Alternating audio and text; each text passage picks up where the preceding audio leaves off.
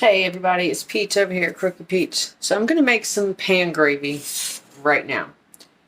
This is the drippings from short ribs. I just let the fat separate and I'm going to skim some off of the top here. Actually, I'm going to try to skim all of it.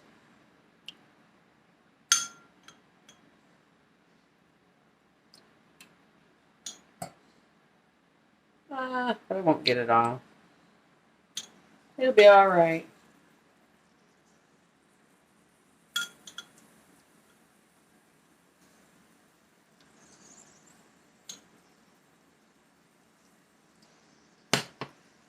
It's close enough.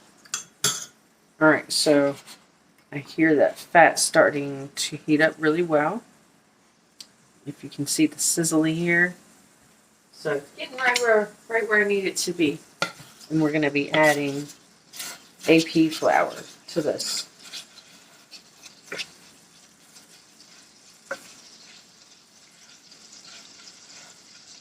Alright, I'm going to let this foam a little bit because I'm inclined to believe that that might be some water. I'd rather not have water because it'll take longer for this flour to brown up. Oh yeah, that's going to be good, good, good, good.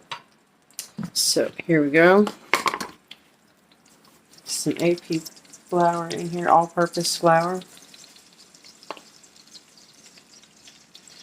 And I don't know how much this is. It's at least a couple of tablespoons. I'm trying to make a really good amount of gravy tonight. And I want it to be good and thick too. This is going to be dressing a hanger steak.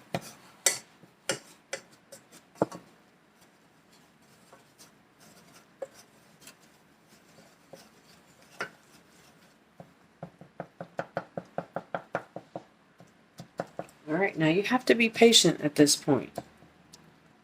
You cannot rush this. And you can't walk away from it. It doesn't take long, but you have to baby your gravy.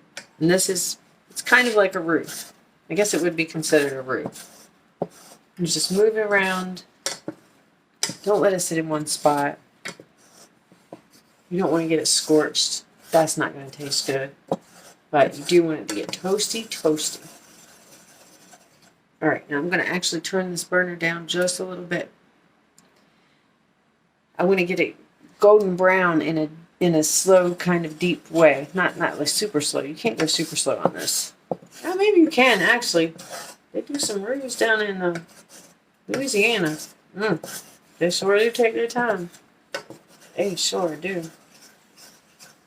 So this is where the base of all the flavor is going to get built. And this flour is what will be the thickener in the gravy. But you can use cornstarch to make gravies also, but it is a different process. Alright, let's see how this does. I want it to be kind of an equal ratio of this reserved, what's left of the fat and the flour. I want it to be essentially paste-like. And we are almost there. I'm going to give it a minute to cook out some before I add more.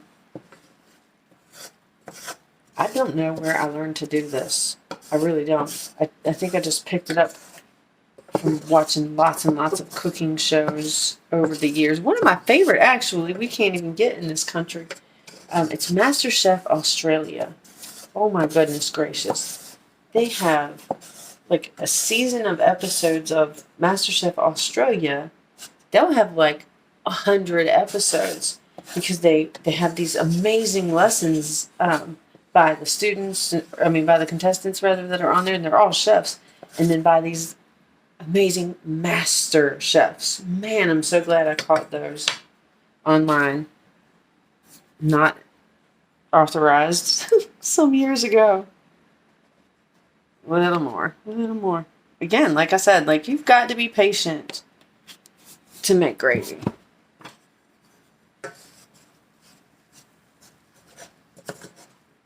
Oh, I like that much more. Okay. Now I will start seeing some browning. I'm not going to be stirring as much. I'm going to be stirring, but just not as frequently because I need that, the flour that's on the bottom, pardon me, to go through the browning process. Let me take a little peek. Nope, not yet. But that's, I like that consistency of those.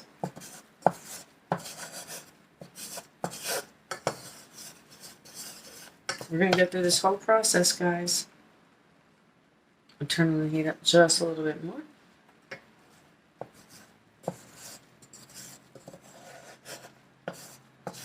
Okay, and now, this being the roux, and it's made with the fat from the short ribs.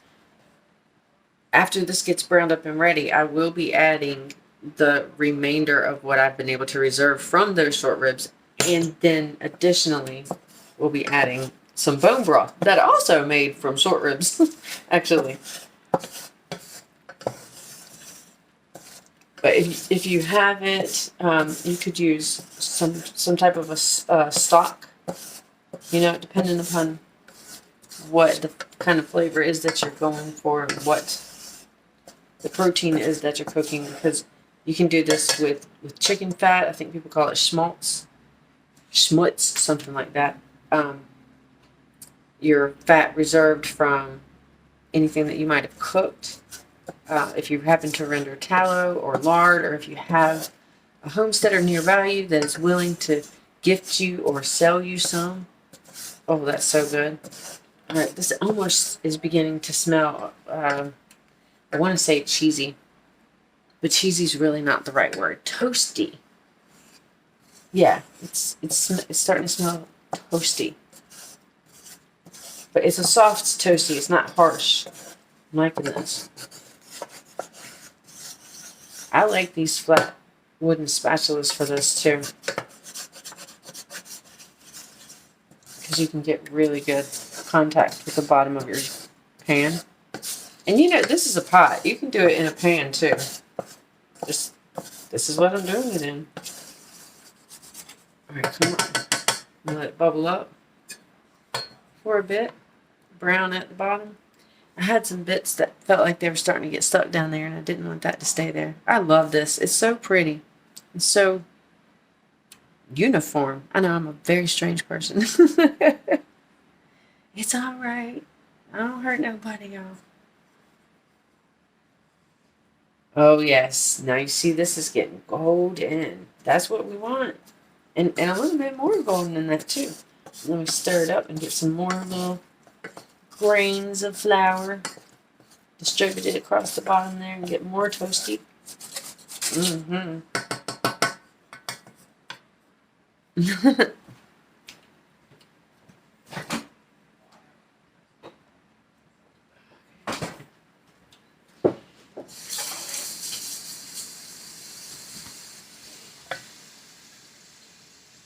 Oh, yes. You see, this is getting all pretty tan, kind of a medium-ish brown. We can go a little more than that. We are serving this with beef, and it is being made from, you know, all the beefy stuff. So it can go a little bit darker.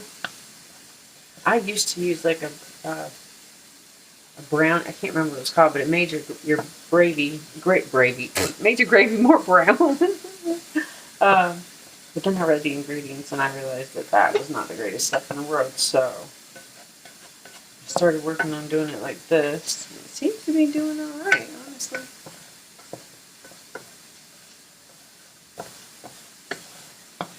I can already hear Miss T. That takes too long. I ain't gonna do that. Miss T is so worth it. And that's Miss T with the T. She's a wonderful, wonderful, supportive, amazing person. It's a great channel she has there too. Miss T with the T.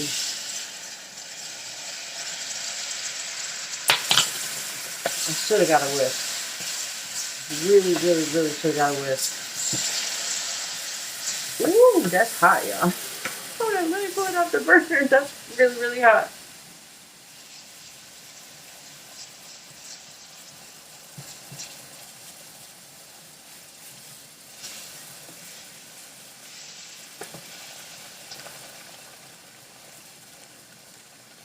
I'm sure you see these lumps in here. Yeah, that's real gravy. No cookout. But they're already starting to right now. Ooh, this was a seriously hot burner.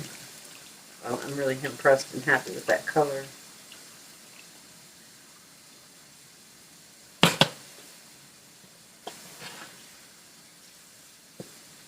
All right.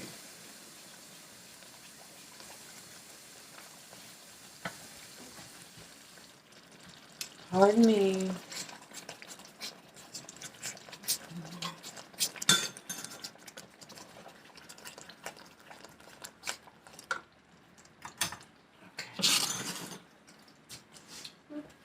Pardon me.